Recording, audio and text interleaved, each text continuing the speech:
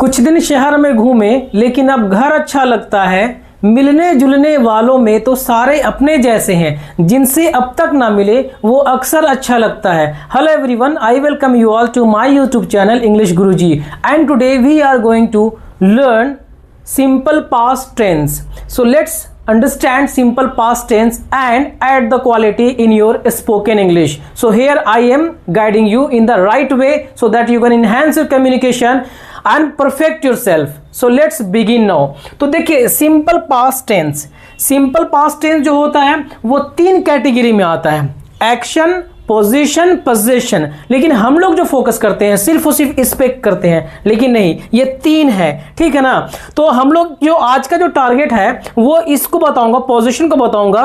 ये पोजीशन और एक्शन जो है वो हम लोग बाद में पढ़ेंगे, ठीक है ना। तो पहले ये समझ जाइए कि एक्शन में क्या है, कि एक्शन में आप देखिए यहाँ पे वर्ब का दूसरा रूप दिखता है, यहाँ पे second form of the verb, जैसे वेंट, केम, इस तरह से, ठीक है। और इसकी जो पहचान होती है ता था, या था, ये थी, ठीक है, इस तरह से होता है। इसमें क्या होता है, सिंगल एक्शन कंप्लीटेड। इसमें क्या होता है, सिंगल एक्शन कंप्लीट हो जाता है। तो इसको हम लोग डिटेल्स में पढ़ेंगे बाद में। हम लोग बात करते हैं पोजीशन की। तो पोजीशन क्या करता है, इसको अगर समझेंगे इंग्लिश में तो ये क्या बताता है, ये किसी भी चीज की अवस्था बताता है या किसी इंसान की, वस्तु की क्या बताता है, गुण बताता है। बात समझ गए। जैसे वह अच्छा था, ठीक है, मैं उदास था, वह एक लड़का था, इस तरह से जो स्टेटमेंट आता है वो इस पैटर्न पे बनेगा। मतलब यहां पे क्या है कि वाज लग गया है, वाज या वर लगा हुआ है, ठीक है। अब बात करेंगे यहां पे कि आप बोलेंगे सर यहां पे तो कॉम्प्लीमेंट दिया हुआ, ऑब्जेक्ट क्यों नहीं दिया हुआ। यहां पे कॉम्प्लीमेंट ही रहेगा भाई, ऑब्जेक्ट नहीं रहेगा ये, ठीक है, गलत है वो, ठीक है। अगर आप सोचेंगे यहां पे वाज या वर के बाद में ऑब्जेक्ट लिख दिया जाए तो गलत है। अगर ऑब्जेक्ट अगर आप लिखेंगे यहां पे तो फिर मैं बोलूंगा कि इसका पैसिव बना के दिखाइए, तो पैसिव बनेगा नहीं, ठीक है ना। तो ये हम लोग बाद में पढ़ेंगे। अब ये समझ जाइए यहां पे कि ये कॉम्प्लीमेंट है, और वैसे कॉम्प्लीमेंट वगैरह के लिए मैंने पीछे लेक्चर में रिकॉर्ड कर चुका हूं मैं, तो इसका पैसिव नहीं बनता है क्योंकि यहां पे कॉम्प्लीमेंट आता है, ये ध्यान रखिएगा। देखिए इसका भी पैसिव नहीं बनेगा कि इसके बाद में कॉम्प्लीमेंट है। ऑब्जेक्ट लिखना है तो गलत लिख रहे हैं आप, हेड के बाद में आप अगर लिख रहे हैं तो यहां पे कॉम्प्लीमेंट आएगा, ठीक है ना। ऑब्जेक्ट आएगा तो फिर subject plus head plus V3 plus object आता है। हेड के बाद में अगर ये कॉम्प्लीमेंट दिख रहा है तो इसका पैसिव नहीं बनेगा, लेकिन देखिए यहां पे इसका पैसिव बनेगा। बात समझ रहे हैं, यहां पे V2 के बाद में ऑब्जेक्ट है, तो याद रखिएगा यहां पे।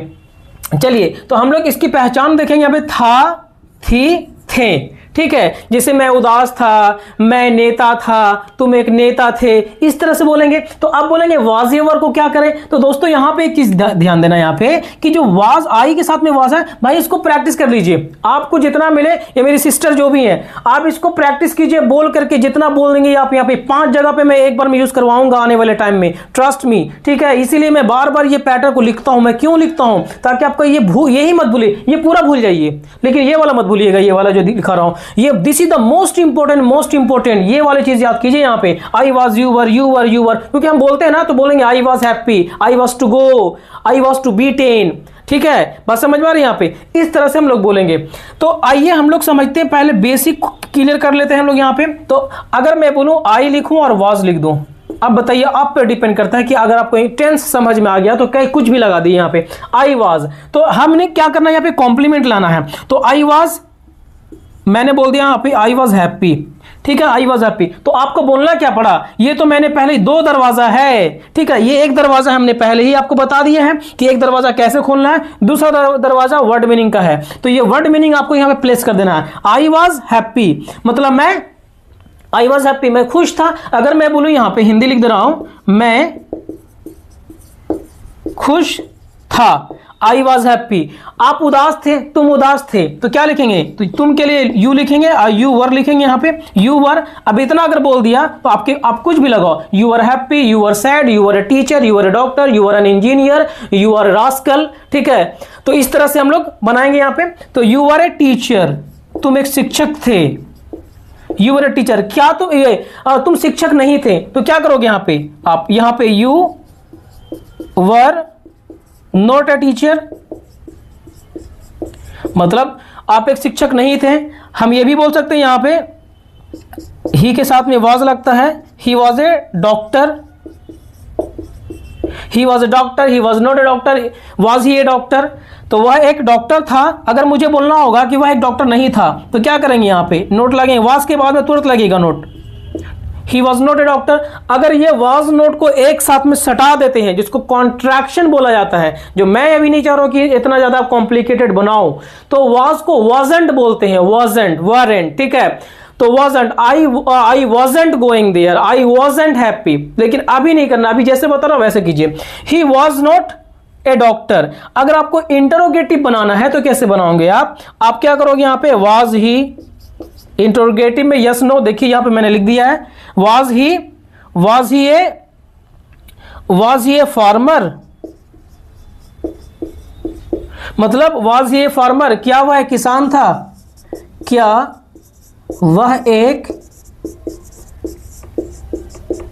किसान था। Was he a farmer, was he a doctor, was he a teacher, was he a shopkeeper, was he a principal, was he an engineer.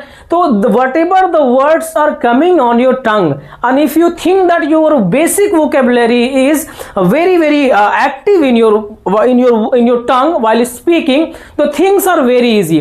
But if you think that you ponder the word, you think a lot of time, the word does not come directly on your tongue, then you will fumble.